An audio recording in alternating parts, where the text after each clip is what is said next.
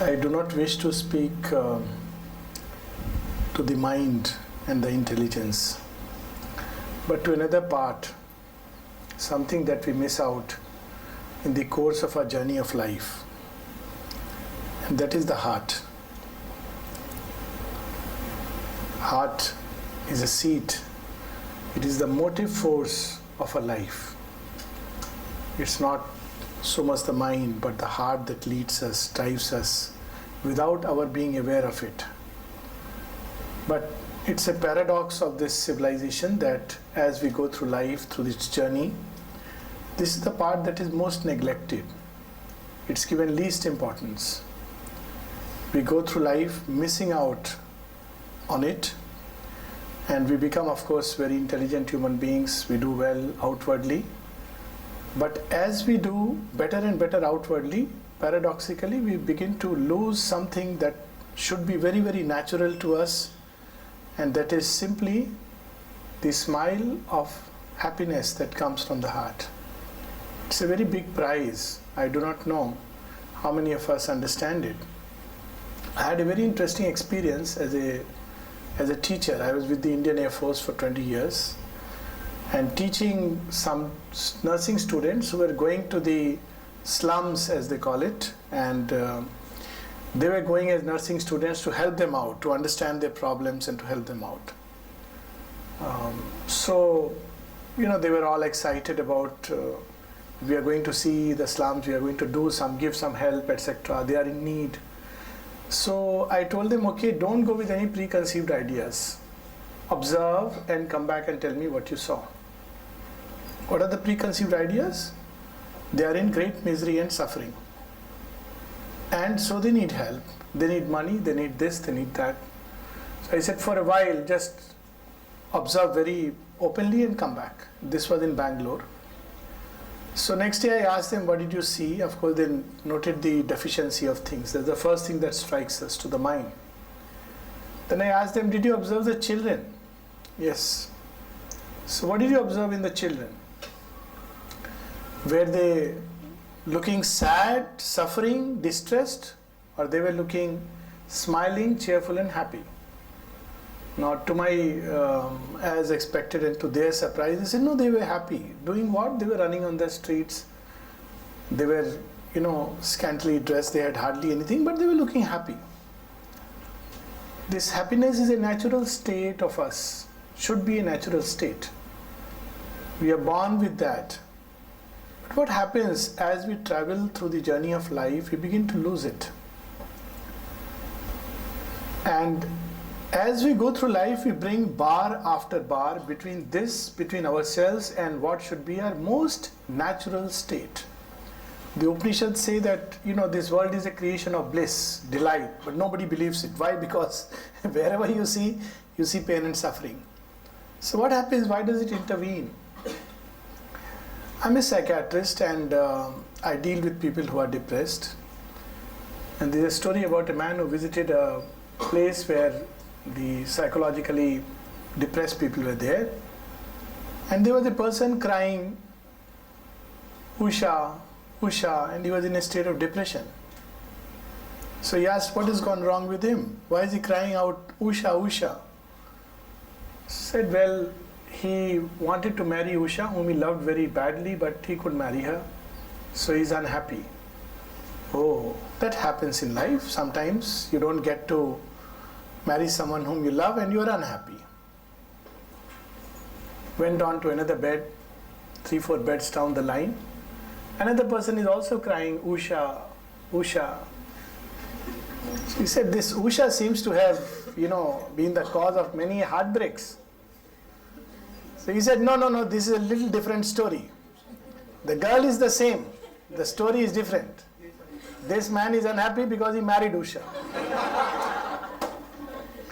Now the story doesn't end here. He goes a little further. And he finds that there is a third person also crying out, Usha, Usha. He says, what's gone wrong with him? What did Usha do to him? He says, no, the problem is this man doesn't even know who Usha is. He is simply observing these two people crying out for Usha. He doesn't know why they are crying. but he believes Usha is someone whose presence would make him happy. So he's crying out, conjuring an image that this is going to give me happiness. It's very unfortunate that as we grow through life, we begin to lose this very natural state. Why? Because we have so many, we conjure.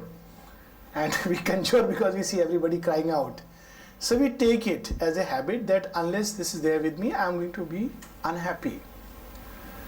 But sometimes happiness can be very, very simple, very, very natural, very, very normal. And why I'm saying this is not because we are just in pursuit of happiness, but we are in pursuit of empowerment of the self.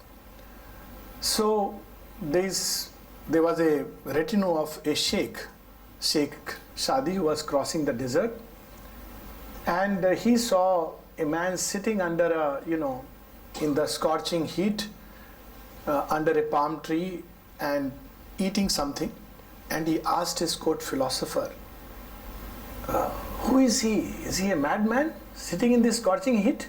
Doesn't he have a shelter? So he goes there, and the court philosopher sees him and identifies. He says, no, he is a fakir, he is a mystic. What is he doing? He is eating gruel. I don't know if you have tasted gruel.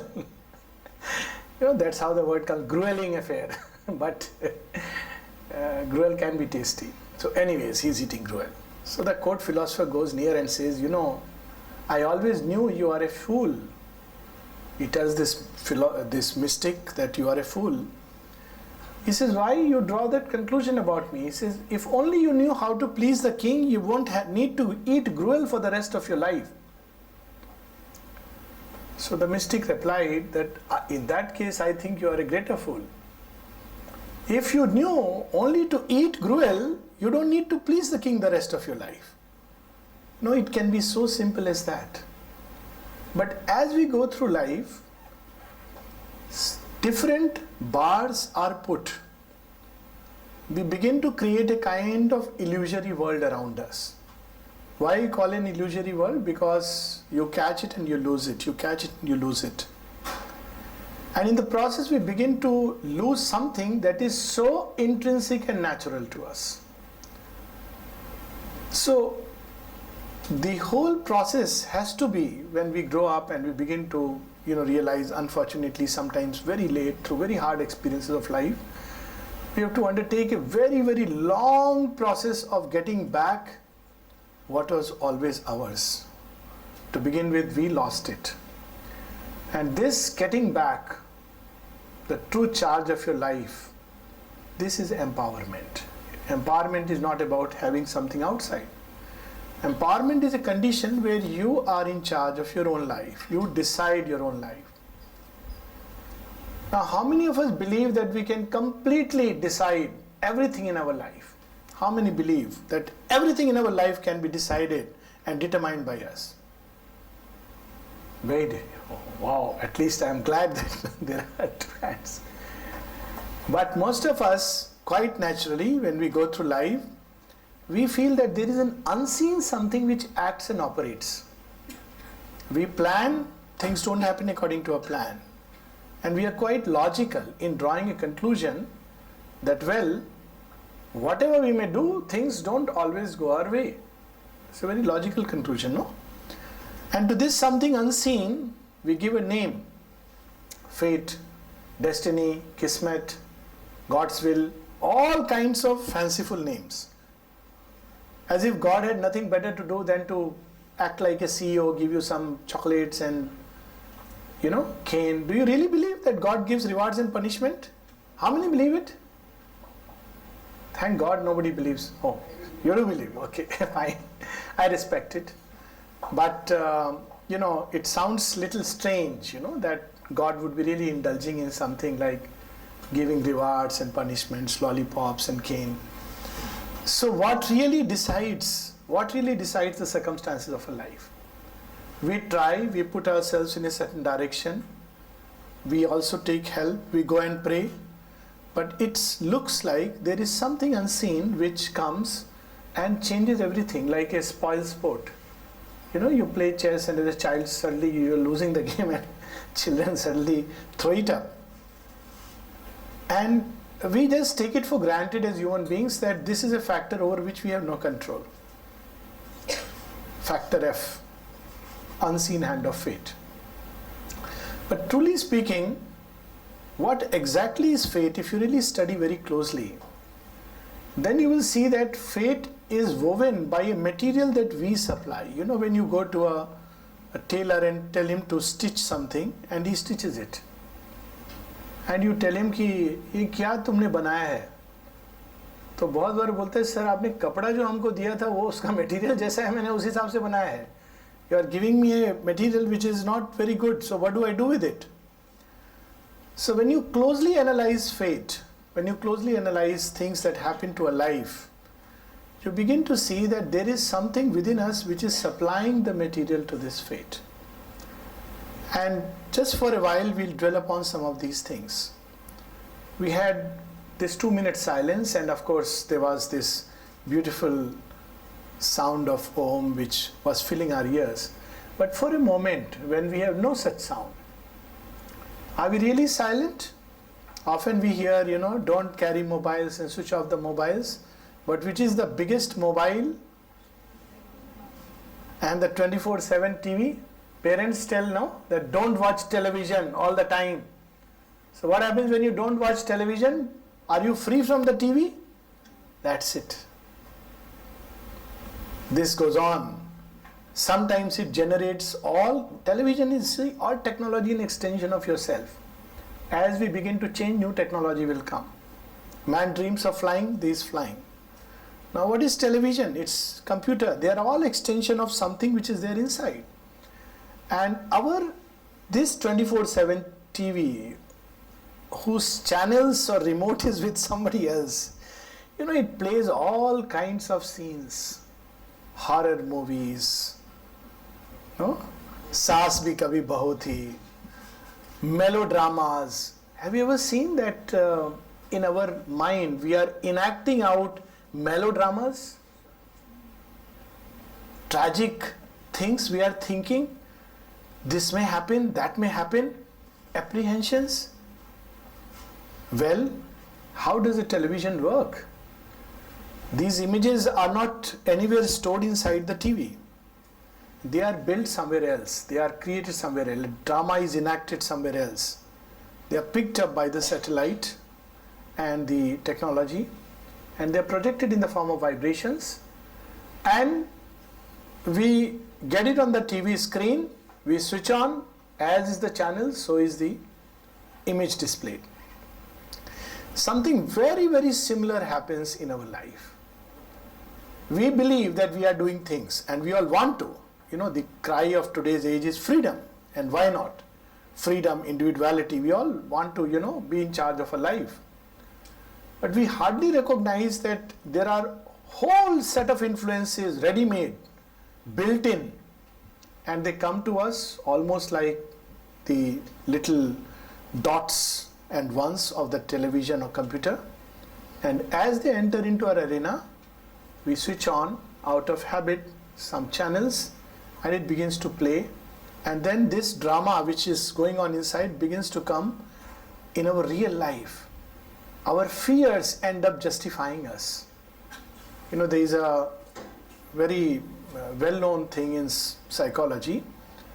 What is, when children are growing through adolescent, many parents tell them that you are no good, you're useless.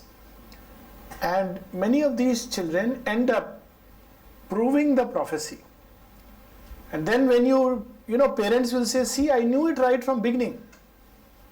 But actually they don't realize that they are pushing the child unwittingly. All parents love their child, but they themselves are not in their control, and these images are flashing on their mind screen, and they simply push it, express it through speech, through actions, and it goes into the child, and the child displays it. So if we really look into the dynamics of what happens to us, we will see 2-3 things. One is that we are surrounded by a mass of influences which comes from all sides. Have you noticed that there are people, books, places, where if you go suddenly, you start getting one kind of thoughts and images. and at another time a very different kind. Has anyone made this observation? What happens when you lie on the left side and lie on the right side? Ever made this observation? Please try it. Try it tonight. Yeah, just observe. Don't do anything. Just observe that if you lie on the left side, what thoughts come to you, and when you turn to the right side, what thoughts come to you. You will be surprised. I am not going to bias your mind with anything from my side. Observe that when you are lying flat and when you are sitting, what kind of thoughts come to you. Observe when you are feeling bored and just lazing around, what images flash. And when you are busy and active, what kind of images flash. So you'll begin to observe something, that a whole set of, we are surrounded by a whole set of influences and vibrations, and we are not even aware of it. And it comes. From where it comes, we'll not talk about it, because this is entering into a totally different domain. Even people's company, strangely. Observe that when you go to a market, you have decided not to buy anything, just to do window shopping. And you end up buying. Sometimes quite a bit. Sometimes realizing that your pocket is and you have decided not to do it. This is just one example, that you go and the market is full of what is called as market forces. Of course, market forces is a different term, used to mean something else, but market forces, literally in a market, everywhere, unknowing to people, everybody, most of the people are going with certain desires, and they project it, and is there teeming with that. And when you go there, you just catch it. This is a kind of contagion. We talk about material contagion and contagious diseases. This is a kind of contagion. We don't know it. And this contagion gets into us, and we also end up doing it. Similarly, there are places. You go, there is another kind of contagion. Whatever be your state, I was very happy to go to this meditation room here. I don't know how many have really used this facility or not.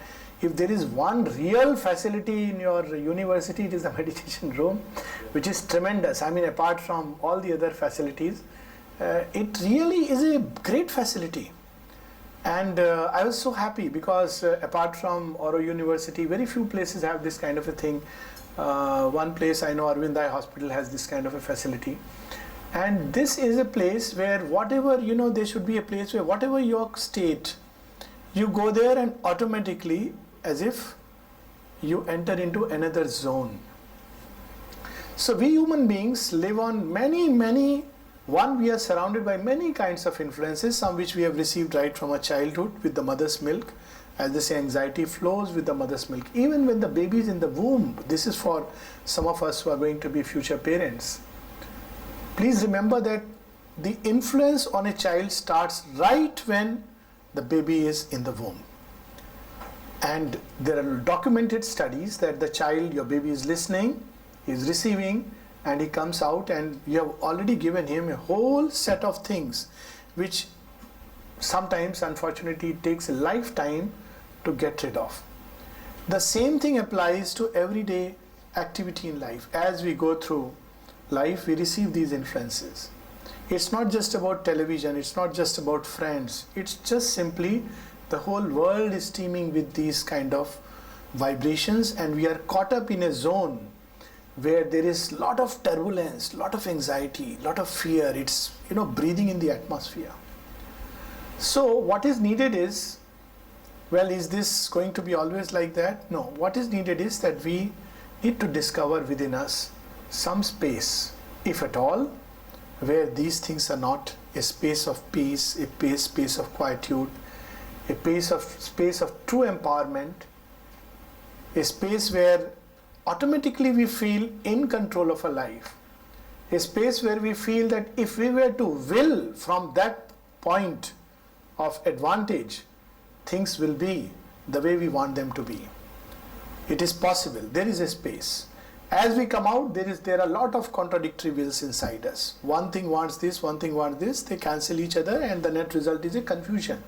Our inner confusion begins to reflect outside. But there is a space within us. If we can enter that space and will from there, things begin to change. This may sound very fantastic, but let me tell you a real life story. It is there in Dr. Andrew Wales' book on healing. He was an MD doctor, and then he studied alternate medicines, went to Arizona jungles, and this is a wonderful book he has written on health and healing, Dr. Andrew Weil. So he recounts the story of a lady who was suffering from cancer, and she was also carrying a baby, and she was, desperately, because of the pain, she said, "Give me euthanasia." Now, not only she wants to die, there's a baby in the womb, and she wants even the baby to die because she's suffering desperately. So during that time, there was a research going on one of the psychotropic substances, LSD. That was a time research was allowed on this substance because people thought it has some good properties, and it had to be done only on people who were nearing death, because they won't mind, nobody else you can do it because they may get dependent. So this research was being done. Now when she was put under a state of LSD induced hypnosis, this doctor started asking her what's happening, and then he asked her a crucial question as she was going deeper and deeper. It usually gives a very bad experience, I must tell you, but in this case it was a very controlled study, and at some point he asked her a question: "Do you want your baby to die?" And very spontaneously this lady, because at that point all her surface rational mind and the pain, and because of that whatever she was thinking, that was not active, she said no. Then he asked her, "Don't you want to take charge of her life?" "Yes, of course." And that's all. There was no other suggestion given. And as this lady came out, she suddenly felt the need of a great change. The first thing she did was changed her job, changed her lifestyle, changed even her husband, with whom she was going through a very difficult period for many years. And the strange part was that this lady who was on the deathbed, she delivered a healthy baby. She lived on for the next 20 years. When this book was written, she was still alive, and she had changed the kind of job she was doing. Now this happens because deep inside us, there is a kind of original script, and we, over a period of time, because everybody gives their own script to us to enact, isn't it?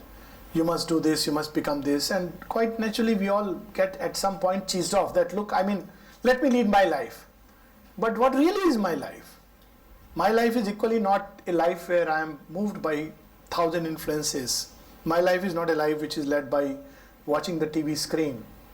Now this my life, the need to lead my life, is a wonderful thing. It's a great thing which has come today. It's like a mantra of the age. But to lead your life, one has to cut through all these layers in which we are trapped and caught, and discover your true angst, your true will. What is it that you really want to do? And if you can really discover it, destiny begins to change. There is a very nice Urdu couplet written by a famous poet, Justice Muhammad Iqbal. Some of you may have heard. He wrote the famous Sare Jahan Se Acha Hindustan Hamara. And he writes, "Khudi ko kar buland itna." I'll speak out in Urdu, then translate it for you. "Khudi ko kar buland itna ki har takdeer ke pehle खुदा बंदे से खुद पूछे बता तेरी रजा क्या है." खुद ही को कर बुलंद इतना, your self will, इतना बुलंद, make it so strong, make it so powerful that खुदा बंदे से खुद पूछे, God asks you, tell me, what is your will? Here is a blank paper, write it, what you want, and I say sanction it. Is it possible to make your will so strong? Sounds impossible. But what is man if he is not meant to do impossible things? What is the use of doing things which everybody does? There is a great joy in even trying to do the impossible. If I were to ask, is it better to try to climb Mount Everest? Mount Everest is a figure, doing something very difficult, and fall on the roads, than to simply run the run-of-the-mill kind of life? Which is better? Everest. Trying to scale the impossible. That gives man the real sense of manhood. Even if you fail, even if you fall, the effort is worthwhile. But we are made to believe from childhood that our will is very small. Right from childhood. You have a problem, you have a pain, you go to a doctor and he suddenly makes you feel, I'm a doctor, medical doctor myself. And doctors make you feel, my God, this is this. He puts a big label, no? You have a little itching in the throat and he says, acute pharyngitis. Now you feel this is a monster, and you have to take injection, amoxicillin, another monster. So you are caught between two monsters. And you feel, oh my God, I am not in charge of my life. Who is in charge of your life now? The doctor. And the doctor may not be a monster, but after a while many of them turn out to be one, because they capitalize on your fear, because they also need to build houses. Doctors, pundits, all these people capitalize on your fear.